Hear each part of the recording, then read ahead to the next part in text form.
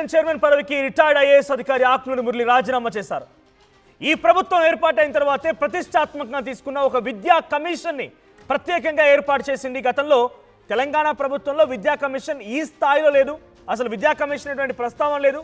అయితే విద్యని మరింతగా మెరుగుపరుచుకోవాలి, ఎడ్యుకేషన్ సిస్టమ్ని కొంత ముందుకు తీసుకెళ్లిన రకంగా విద్యా కమిషన్ అనేది రేవంత్ రెడ్డి ప్రభుత్వంలో ఏర్పాటైంది. దానికి రిటైర్డ్ ఐఏఎస్ అధికారి ఆకునూరి మురళిని మొదటి చైర్మన్గా నియమించారు. అయితే ఇప్పుడు ఆయన రాజీనామా చేశారు.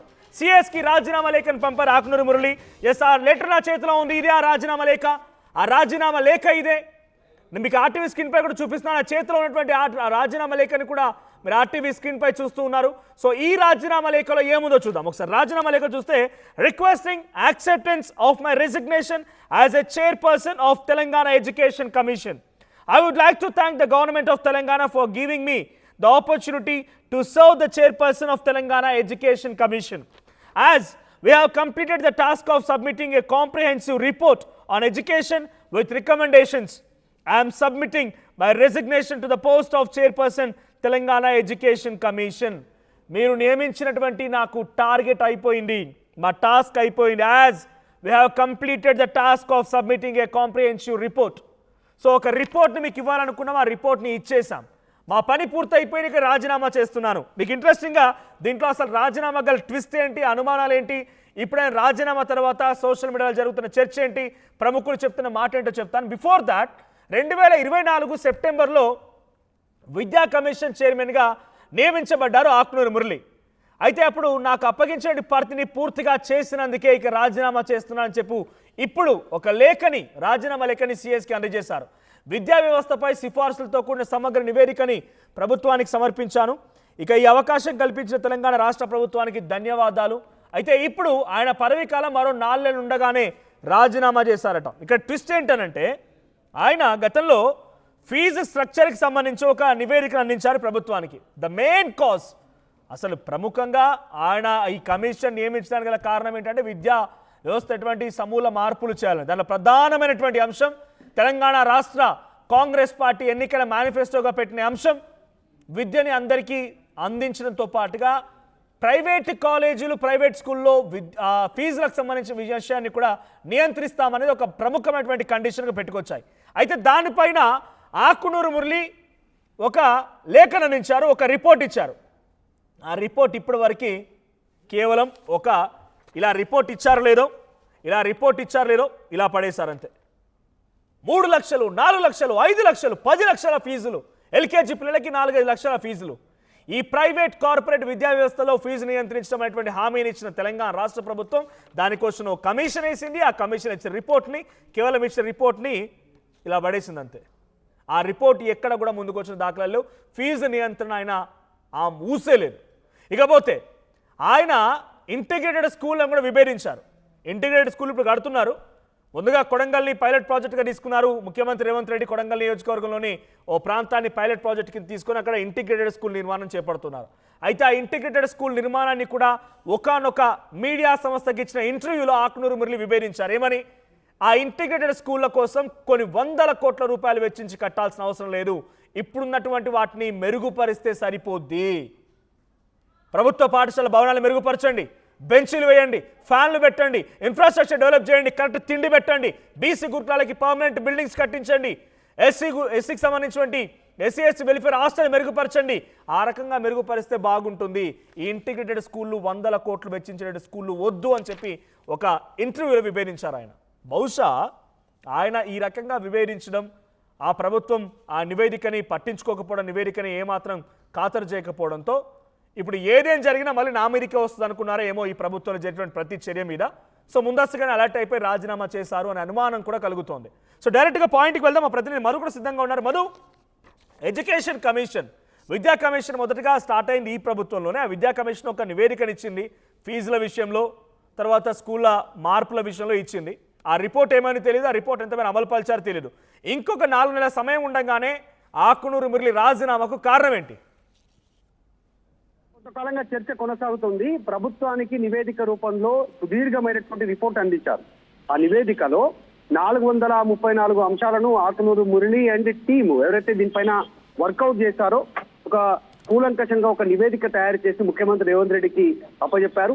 ప్రభుత్వం ఒక బాధ్యత అప్పచెప్పింది మాకు, దానికోసం రీసెర్చ్ చేశాము అనేటువంటి స్టేట్మెంట్ చేశారు. అమెరికా కానీ, వియత్నాం కానీ, మలేషియా ఇలా అనేక దేశాలు పర్యటించి అక్కడ ఉన్నటువంటి విద్యా విధానాన్ని పూర్తి స్థాయిలో అవగాహన చేసుకొని దానికి సంబంధించిన కీలకమైనటువంటి అంశాలను ఇంప్లిమెంట్ చేసడానికి, అంటే జనరల్ స్టార్టింగ్ బేసిక్ విద్య నుంచి మొదలు పెడితే హైయర్ ఎడ్యుకేషన్ వరకు, ఉన్నత విద్య వరకు కూడా ఒకే విద్యా విధానాన్ని రాష్ట్రంలో ప్రవేశపెట్టాలి అనేటువంటి, దాంతోపాటు ఫీజుల నియంత్రణ, దాంతోపాటు అనేక మార్పులు చేర్పులు 434 అంశాలతో ఒక నివేదిక అందించింది.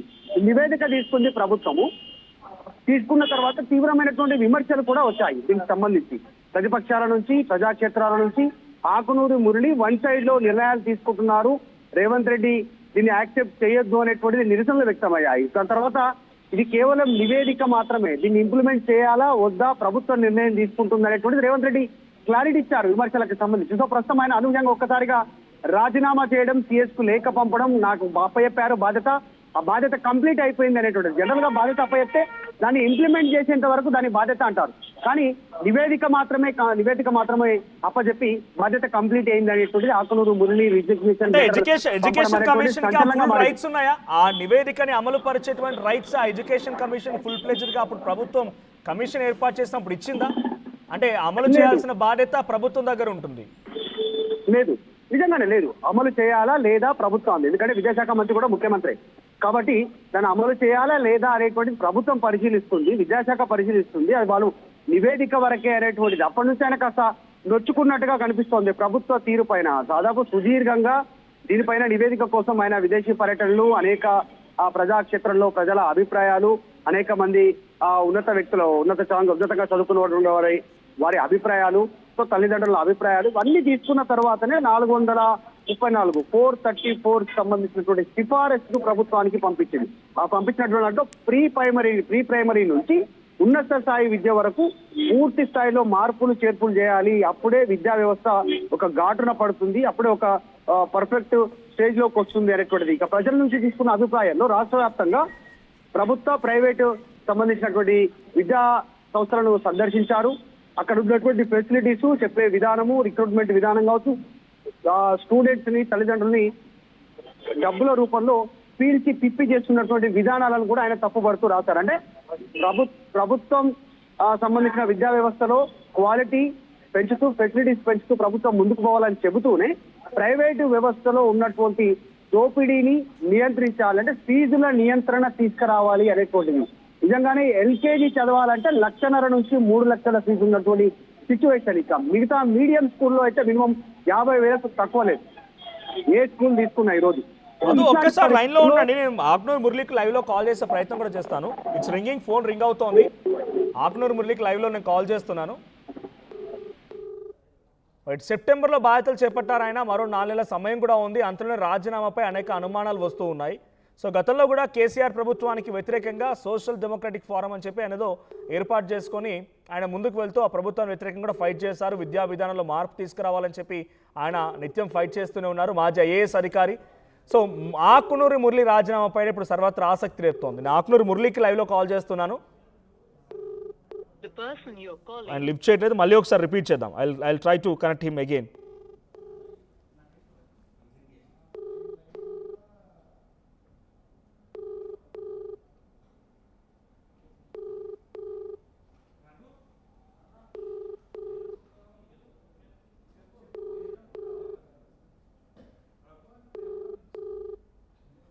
రైట్, ఆకునూరి మురళికి లైవ్లో కాల్ చేస్తున్నా, ఆయన అటెండ్ చేయట్లేదు. బహుశా డెఫినెట్గా ఆయన ఒక్కసారిగా రిజైన్ అనగానే హెక్టిక్ ఉంటుంది.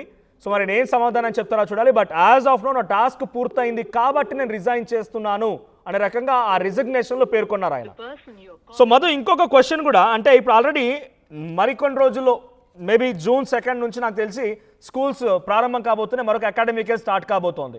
ఈ సిచ్యువేషన్లో ఫీజుల గురించి మళ్ళీ గొడవే అవకాశం ఉంది. ఏకంగా మొన్న మధ్య చూసాను నేను, ఒక school, corporate school Hyderabad Uppal ప్రెమిసెస్లో ఒక స్కూల్ ఎదుట సుమారుగా 3-4 రోజుల పాటుగా ధర్నా జరిగింది.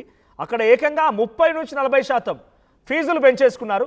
అది మేము డెఫినెట్గా పే చేస్తేనే పిల్లలు అలో చేస్తాం, నేను అడ్మిషన్ క్యాన్సిల్ చేసుకోమంటే తేల్చి చెప్తున్నాయి స్కూళ్ళు. సో ఇప్పుడు ఆ స్కూళ్ళకు సంబంధించి ఫీజుల గురించి మళ్ళీ ప్రస్తావన వస్తుంది, లేదు ఇటు నిరుద్యోగులకు సంబంధించి ఆల్రెడీ ఇంకొక సమీప కాలంలో 4-5 మంత్స్లో మళ్ళీ 3 సంవత్సరాల టర్మ్ కూడా పూర్తి కాబోతోంది. ఆల్మోస్ట్ నవంబర్ వరకు ఉంది అఫ్కోర్స్ టర్మ్. సో ఆ సమయంలో నిరుద్యోగుల గురించి ప్రస్తావన వస్తుంది. ఇవన్నీ కూడా హెక్టిక్ అయిపోతాయి. ఒక ఎడ్యుకేషన్ కమిషన్ చైర్మన్గా నా మీద చాలా వ్యతిరేకత వస్తుంది. నేను ఇళ్ళకి వచ్చి ప్రభుత్వం నా మాట ఏదో వింటదనుకొని వచ్చినా కానీ వినడం లేదని చెప్పి ఆయన హెక్టిక్ నుంచి తప్పించుకున్నట్టేనా? ఆయన ఇన్ని రకాల బర్డెన్ నుంచి ఒక రకంగా ఇప్పుడు ఫ్రీ అవ్వడానికే ఈ రిజిగ్నేషన్ అనుకోవాలా? అంటే రిటైర్డ్ ఐఏఎస్ ఆకునూరు మురళి ఇచ్చినటువంటి నివేదికలో కీలక అంశాలు ఏంటంటే కొన్ని వివాదాస్పదమై ఆయన చెప్పినటువంటి అంశాల్లో కొన్ని బాగానే ఉన్నప్పటికీ కొన్ని తీవ్రమైనటువంటి వ్యతిరేకత అంటే ప్రతిపక్షాలకు ప్రస్తుతం రాజకీయంగా ఆయుధంగా మారినటువంటి సిచ్యువేషన్ ఉంది. దాన్నే విమర్శలు వచ్చాయి. ముఖ్యమంత్రి దాన్ని పట్టించుకోలేదు. అందులో భాగంగానే వాటిని ఇంప్లిమెంట్ చేయాలా లేదా ప్రభుత్వం చూసుకుంటుందంటే స్టేట్మెంట్ చేశారు. ఆయన చేసినటువంటి ఒక పాయింట్స్ నేను ఫోన్ లో చెప్పే ప్రయత్నం చేశాను. ప్రభుత్వ పాఠశాలల్లో మంచి నాణ్యత క్వాలిటీ ఎడ్యుకేషన్ ఇవ్వాలనేటువంటిది, టీచర్లకు సంబంధించినటువంటి వాళ్ళ వర్క్ స్టైల్ పనితీరు ఎట్లా ఉందో అంచనా విధానం ప్రకారం మార్పులు చేర్పులు ఉండాలి. మంచి చేయకపోతే చేంజ్ చేయాలి, వాళ్ళని వేరే దగ్గరికి వేయాలి, మార్పులు చేర్పులు చేయాలి. నియామకాల్లో బదిలీలో కూడా ఇవే సంస్కరణలు ఉండాలి. అంటే నాకు తెలిసి ఒక మోస్ట్ కాంట్రవర్షియల్ థింగ్ కూడా వాళ్ళకి ఇచ్చేటువంటి సాలరీ పే స్కేల్ మీద కూడా ఉంది కదా. మార్కులు కూడా 35% ఇప్పటివరకు పాస్ మార్కులు ఉన్నాయి విద్యార్థులకు సంబంధించి. దాన్ని 45% కు పెంచాలనేటువంటి సిఫారసు చేయడం కావచ్చు. తర్వాత డ్రాప్ అవుట్ విద్యార్థుల సంఖ్య తగ్గించడానికి కొంచెం నిర్ణయాలు కావచ్చు. డిజిటల్ వైపు ప్రభుత్వ పాఠశాలను తీసుకెళ్లాలనేటువంటి ప్రకారం టెక్నాలజీ ఇవంతా బాగానే ఉంది. కానీ ప్రభుత్వ ఉద్యోగుల జీతాలు ఎక్కువ ఉన్నాయి, వాటిని తగ్గించాలి. దాని ప్రకారమే వాళ్ళ వర్క్ ప్రకారమే ప్రమోషన్స్ ఉండాలి, తర్వాత బదిలీలు ఉండాలి, ఇవన్నీ ఉండాలనేటువంటిది ఆయన నివేదికలో చెప్పినటువంటి కొన్ని కీలక అంశాలు. అవన్నీ కూడా విమర్శల పాలయ్యాయి. ఇప్పుడు ప్రభుత్వ ఉద్యోగులను కానీ ప్రభుత్వ సంబంధించినటువంటి అంటే ఎడ్యుకేషన్ డిపార్ట్మెంట్ వాళ్ళు ముట్టుకుంటే ఇప్పుడు నెగిటివ్ వచ్చే అవకాశం ఉంది రానున్న రోజుల్లో. కాబట్టి ప్రభుత్వం దాన్ని పక్కన పెట్టింది. అసంతృప్తిగా ఉన్నట్టుగా తెలుస్తోంది. నాకు అప్పయిన బాధ్యత నేను చేసినా రేవంత్ రెడ్డి ఇష్టపూర్వకంగా లేరు, ప్రభుత్వం ఇష్టపూర్వకంగా లేదనేటువంటిది కొంతమంది దగ్గర ఆయన మెన్షన్ చేశారు గతంలో. సో అందులో భాగంగానే ఆయన అసంతృప్తితో రాజీనామా చేసినట్టుగా చాలా స్పష్టంగా కనపడతా ఉంది. అందులో భాగంగానే సిఎస్కి అనూహ్యంగా రాజీనామా లేఖను పంపారే యాక్సెప్ట్ చేయాల్సిందిగా. రైటా, అంటే ఇప్పుడు ఆయన పైన ఏదైనా ప్రెషర్ ఉందా, గవర్నమెంట్ వైపు నుంచి ఏదైనా ప్రెషర్ ఉందా? అంటే ఈ డెఫినెట్గా అధికారులు గతంలో రాజీనామా చేసిన వాళ్ళు చాలా మంది కూడా thank you for this opportunity అని చెప్పి రిజైన్ చేస్తారు అఫ్ కోర్స్. బట్ ఇప్పుడు ఏదైనా ప్రెషర్ కనబడుతుందా? ప్రెషర్లోనే ఆయన రిజైన్ చేశారనుకోవాలా? ప్రెషర్ అని కాదు, జనరల్ గా మనం చూస్తాం కొంతమంది ఐఏఎస్ ఐపీఎస్ అధికారులు ప్రభుత్వాల నిర్ణయాలు కరెక్ట్ గా ఉండవు అనేటువంటిది బాహాటంగా కొంతమంది ఓపెన్ స్టేట్మెంట్ ఇస్తారు. అట్లా ఇచ్చినటువంటి స్టేట్మెంట్లు ఇచ్చిన వాళ్ళు ఆకునూరి మురళి కూడా గత బీఆర్ఎస్ ప్రభుత్వ హయాంలో ప్రభుత్వాన్ని తీవ్రంగా విమర్శలు చేశారు. సో ఆ విధానం ప్రకారంగా కాంగ్రెస్ అధికారంలోకి వచ్చిన తర్వాత ఆయనను విద్యా కమిషన్ చైర్మన్ గా నియమించారు. కానీ ఆయన కాంగ్రెస్ అధికారంలో ఉన్నప్పుడు కూడా ఆయన చెప్పినటువంటి అంశాలు ఇంప్లిమెంట్ చేసేటువంటి దశకు చేరుకోవడం లేదు. ముఖ్యమంత్రి ఓపెన్ స్టేట్మెంట్ చేశారు. నివేదిక వచ్చింది, నివేదిక ఏం సుప్రీం కాదు, అదేం చట్టం కాదు, మేము దాన్ని ఇంప్లిమెంట్ చేస్తేనే ప్రభుత్వ విధానంలోకి తీసుకుని యాక్సెప్ట్ చేస్తేనే ఇంప్లిమెంట్ అవుతుంది, అది నివేదిక మాత్రమే అనేటువంటి తీసివేసినట్టుగా మాట్లాడంతో ఆయన నొచ్చుకున్నట్టుగా తెలుస్తుంది. మంచి విధానం, దీన్ని ఇంప్లిమెంట్ చేయాలనేటువంటిది ముఖ్యమంత్రి ఎక్కడ ఆకునూరి మురళికి బాసటగా అండగా నిలబడలేదు. కాబట్టి ఆయన కాస్త ఆసక్తి తక్కువైంది, ఆయన కాస్త అసంతృప్తితో ఉన్నట్టుగా తెలుస్తా ఉంది ప్రభుత్వం పైన. మొదటి నుంచి కూడా కొన్ని రోజులు సైలెంట్ గా ఉన్నారు. అటువైపు నుంచి ఆయన అసంతృప్తికి ఇంకో కారణం ఏదైనా ఉందా? ప్రభుత్వం నివేదిక ఇచ్చి చాలా రోజులు అవుతుంది. మీరు అంటున్నారు ఇందాక 436 అంశాలు ఉన్నాయని. ఈ అంశాల్లో ఒక్కటైనా కూడా ఇంప్లిమెంట్ చేసే ప్రయత్నం ప్రభుత్వం వైపు నుంచి కనిపించిందా? అవి ఇంప్లిమెంట్ చేయకపోవడం మూలంగానే ఆయన అసంతృప్తికి గురయ్యారనే ఒక చర్చ ఆల్రెడీ సోషల్ మీడియాలో మొదలైంది. చాలా మంది కామెంట్స్ చేస్తూ ఉన్నారు. ఎగ్జాక్ట్లీ, అంటే ఒక్క విద్యా కమిషన్ చైర్మన్ గా ఆయన ఉపాధ్యాయుల జీతాలు మాత్రమే తగ్గించాలి అనేటువంటి స్టేట్మెంట్ కరెక్ట్ కాదనే విమర్శలు వచ్చాయి. ఇప్పుడు ఎమ్మెల్యేల జీతాలు ఎక్కువనే ఉన్నాయి, ముఖ్యమంత్రుల జీతాలు ఎక్కువనే ఉన్నాయి, పెన్షన్లు తీసుకుంటున్నటువంటి పరిస్థితి, చాలా దుబారా ఖర్చు పెరుగుతుంది ప్రభుత్వంలో, పబ్లిసిటీ రూపంలో కావచ్చు, వారి ప్రభుత్వ పథకాల రూపంలో కావచ్చు. పథకాలకు పెట్టే ఖర్చులో దాదాపు 25% ప్రకటనలకు ఖర్చు పెడుతున్నటువంటి విమర్శలు ఉన్నాయి. ఇట్లాంటి వాటిల్లో ప్రభుత్వం ఈ విషయంలో నిర్ణయం తీసుకోవడానికి కాస్త వెనుకడుగు వేసింది. విద్యా కమిషన్ ఇచ్చినటువంటి నివేదికలో ఉపాధ్యాయుల జీతాలు తగ్గించాలి, ప్రమోషన్లు కూడా వాళ్ళ వర్క్ ప్రియారిటీ కింద వారికి ఉన్నటువంటి ఎక్స్పీరియన్స్ ప్రకారం కాకుండా వర్క్ టాలెంట్ ఆధారంగా ఎగ్జామ్స్ పెట్టి ఎగ్జామ్స్ ద్వారా వరకు జీతాలు పెంచాలి, ప్రమోషన్స్ ఇవ్వాలి, బదిలీలు ఉండాలి అనేటువంటి ఒక నిర్ణయం ఇందులో మెన్షన్ చేశారు. ప్రభుత్వ ఉద్యోగం అంటే సమాజంలో 1 to డిగ్రీ వరకు చెప్పేటువంటి ఉపాధ్యాయుల జీతాలే ఎక్కువయ్యాయా, మిగతా వాళ్ళ జీతాలు కరెక్ట్ గానే ఉన్నాయా అనేటువంటి విమర్శలు వచ్చాయి. కాబట్టి దాన్ని పక్కన పెట్టింది ప్రభుత్వం. మొత్తానికి ఆయన నివేదికలో కొన్ని అంశాలు టెక్నికల్ గా ప్రభుత్వ పాఠశాలను బలోపేతం చేయాలి, తర్వాత టెక్నాలజీ రకంగా ఇప్పుడున్నటువంటి డిజిటలైజేషన్ వైపు అడుగులేసేలా ప్రభుత్వం నిర్ణయాలు ఉండాలి. ప్రభుత్వ పాఠశాలలో, ప్రభుత్వ కాలేజీలో, ప్రభుత్వ స్కూళ్ళలో అనేటువంటిది ఆయన మంచి అంశమే. తర్వాత ప్రైవేట్ స్కూళ్ళలో ఫీజు నియంత్రణ అనేటువంటిది కరెక్టే. కానీ ఇప్పుడు private school mafia, private education mafia ఈరోజు ప్రభుత్వాలను శాసిస్తున్న తీరు ఉంది, ఒక రాష్ట్రంలో కాదు దేశవ్యాప్తంగా కూడా. కాబట్టి అదంతా ఈజీ కాకపోవచ్చు. ప్రభుత్వం ఎంతో కఠినంగా నిర్ణయాలు తీసుకుంటే తప్ప ప్రైవేటును కంట్రోల్ చేసే పరిస్థితి లేదు.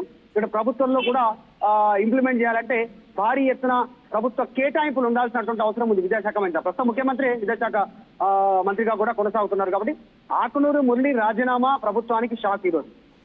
Right, thank you Madhu. So కొన్ని కామెంట్స్ కూడా వచ్చాయి. కల్వ రవి అంట, పాప ప్రక్షాళన చేసుకో, వరస్ట్ పార్టీని రూలింగ్లోకి తెచ్చావు అనేది ఒక కామెంట్ వచ్చింది.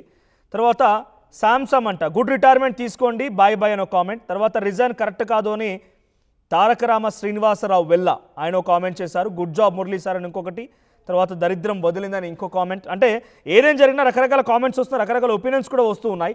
సో మీ అభిప్రాయం ఏంటి కామెంట్ చేయండి. ఆకునూరు మురళి విద్యా కమిషన్ చైర్పర్సన్గా రాజీనామా చేయడానికి మీరు ఎలా చూస్తారో కామెంట్ చేయండి. Big shocking news today. ఒక్కసారిగా రాజీనామా చేయడం షాక్ గురి చేసిన అంశం అని చెప్పాలి. ఆయన ఇచ్చినటువంటి నివేదికని ఒకటి కూడా ఇప్పటివరకు తెలంగాణ ప్రభుత్వం అమలు చేసిన దాఖలాలు. మరి విద్యా కమిషన్ ఏర్పాటు చేసి ఇన్ని రోజుల పాటుగా ఒక కమిటీని తయారు చేసి ఒక రిపోర్ట్ను తయారు చేయమని వారి కోసం వెచ్చించిన జీతాలు, వారి కోసం ఉన్నటువంటి ఖర్చులు ఇవన్నీ కూడా ఊరికేనా? వాళ్ళకు కమిషన్ వేసి వాళ్ళు ఒక రిపోర్ట్ ఇచ్చి మాజీ ఐఏఎస్ అధికారిగా అన్ని రకాలుగా రూపొందించిన తర్వాత ప్రభుత్వం ఇంప్లిమెంట్ చేయకపోతే దానికి పెట్టిన ఖర్చు ఎందుకు, ఆ కమిషన్ ఎందుకు? ఇది ప్రజల నుంచి వస్తున్నటువంటి క్వశ్చన్ కూడా. మరి దీనిపైన గవర్నమెంట్ ఎలాంటి రియాక్షన్ ఇస్తుందో ఇప్పటికే విద్యాశాఖ మంత్రి లేరు. విద్యా వ్యవస్థ పూర్తిగా కొంత ఇబ్బందుల పాలవుతోంది, గాడి తప్పుతుందన్న రకంగా పబ్లిక్ అంతా అనుకుంటున్నారు. కార్పొరేట్, ప్రైవేట్ స్కూళ్ళు మరి కాలేజీలలో ఫీజు నియంత్రణ లేదు, ఇష్టం వచ్చినట్టుగా విద్యా వ్యవస్థ గాడి తప్పుతోందన్నట్టుగానే సిచ్యువేషన్ నుంచి ఇప్పుడు విద్యా కమిషన్ని కూడా పూర్తిగా ఐఏఎస్ అధికారిగా ఉన్నటువంటి మాజీ ఐఏఎస్ అధికారి మురళి రాజీనామా చేయడంతో ఒక్కసారిగా షాక్ గురైన అంశం అని చెప్పాలి. సో మీ అభిప్రాయం ఏంటి? మురళి రాజీనామా చేయడానికి మీరు ఎలా చూస్తారు? కామెంట్ చేయండి.